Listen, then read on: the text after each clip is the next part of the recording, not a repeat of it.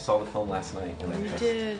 Every note I had went out the window. Oh. This was so emotional. And I'd seen the play so many times. Oh, you had? My friend is still doorman at the Walter Kerr. Oh my God. So I'd sneak in sometimes and Yes. listen to those words. Wasn't it And just extraordinary? Yeah. And I want to ask about, did you see the play? When you first saw the play, was it a visceral, Yes. emotional thing for everybody? Yes, it was. I've never been in the theater and heard an audible gasp like the one that went up 2 or 3 times in that play, when people were confronted by something they had not expected. And it's sort of like the play invites you to make judgments early on, and then it confounds those judgments all along the way.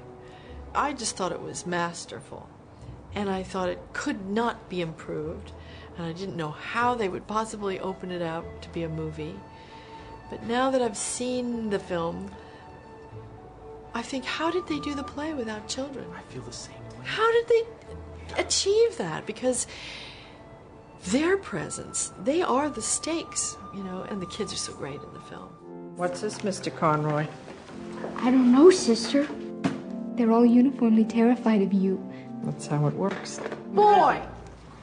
Come up here. The dragon is hungry. Now, talking about those words, how did the adaptation of the transfers, some lines are in it, some lines are different, some lines are new, how's that worked on in rehearsals? Well, we worked, it was very funny, because I had seen Cherry in the play years before, and I thought she was amazing. And when they called me about the film, I said I would take the meeting, and I met John Patrick Shanley for lunch. I said, I'm going to meet him because I want to talk about, I told Scott Rudin I want to ask him why Cherry's not doing this. Because to me, she owned that part. And John said, she doesn't own it, I own it. Which, at the end of the day, he said, you know. yeah, he said, that's Doug Hughes' production. And he said, I want my own. And I thought, okay, that's valid. And Cherry, you know, I subsequently found out he'd spoken to her and she was okay with it. Frosty the Snowman espouses a pagan belief in magic. The snowman comes to life when an enchanted hat is put on his head. If the music were more somber, people would realize the images are disturbing and the song heretical. I never thought about Frosty the Snowman like that. Should be banned from the airwaves. So, not Frosty the Snowman. Oh. It's beginning to look like a lot like Christmas. It'd be fine, I suppose. Parents would like it. In the beginning, I hadn't remembered the play, and I didn't go back and read it. I just used as my Bible our screenplay. And I came to rehearsals, and so did Philip and Amy. But Amy brought the script. And I thought, And she said, you know, you have so many lines that have been cut. I said, really? It always informs the characters. I ran right home and bought the script, bought the play, and I went, oh yeah.